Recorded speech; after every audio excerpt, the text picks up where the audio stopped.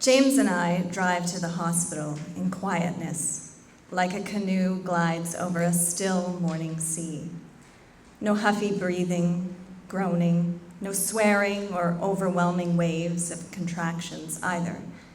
Just me, my husband, and luggage calmly packed with tiny baby clothes. I sit silently in a hospital cot in a pale blue gown that feels like a single sheet and wait to be called into the operating room. My husband is beside me in a chair, seemingly calm. My heart bongs inside my chest.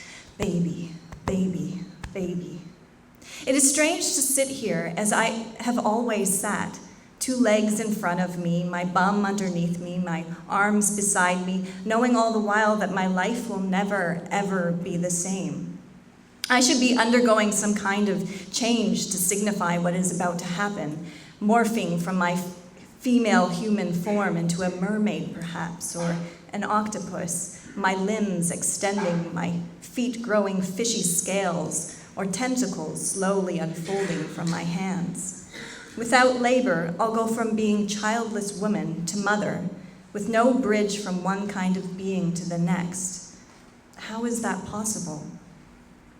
I'm wheeled into the operating room, away from my husband. I tell the nurse I need my husband, but she says he's not allowed in the operating room right now. No one told me about this part, about having to face this room on my own. Walls fixed with medical instrumentation, bleach white lights bearing down from the ceiling, and a cot-like thing in the middle of the room in the shape of a crucifix. I'm wheeled onto it, platters of metal instruments circling it like a wreath around an Easter cross. When the nurses move around, it sounds tinny and metallic. I smell pennies, the smell of blood. I'm told, sit upright, you might feel a prick in your back. But I can't do this without my husband, I need him. My midwife is suddenly beside me. She smiles, and I grab hold of her hand because I'm barely staying afloat and she is driftwood bobbing atop the ocean. The pull of the ocean's undertow is relentless. I want my husband. I start to shake. My heart climbs up my neck in fear, like a man on a listing boat shimmies higher up a mast. The midwife looks into my eyes and talks to me about traveling. Her every word is a boy in huge waves of fear. I latch on to her sentences like they are my last sighting of land. Yes, tell me about Israel, I say. Tell me about India. My back stings. My legs feel swollen. Maybe I am morphing into some kind of sea creature.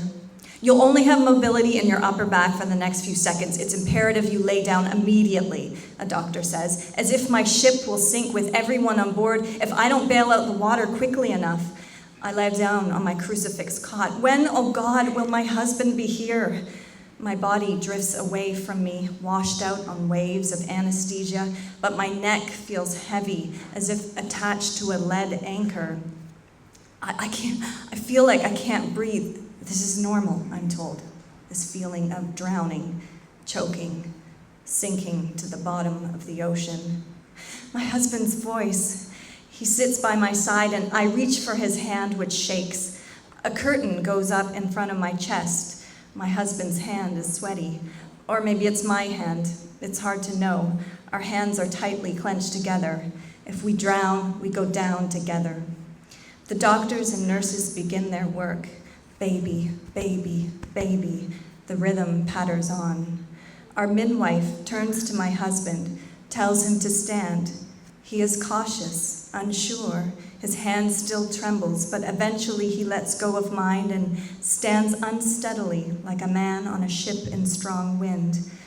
The doctors tell me I will feel some tugging, and I know my child is seconds away from exiting her watery home. Suddenly, she is. Like a seabird soaring on an air current, floats suspended above my face. Blood drips down from her, plops onto my chin and neck. She screams lustily, and through her wide open red lips, I can see the fleshy inside of her cheeks, her pink tongue. I want to reach out and touch, squeeze her, but my arms are attached to all sorts of tubes and instrumentation. I feast on the sight of her, like a sailor who's been tossed all night at sea, feasts on the first sight of the seabird that indicates nearby land.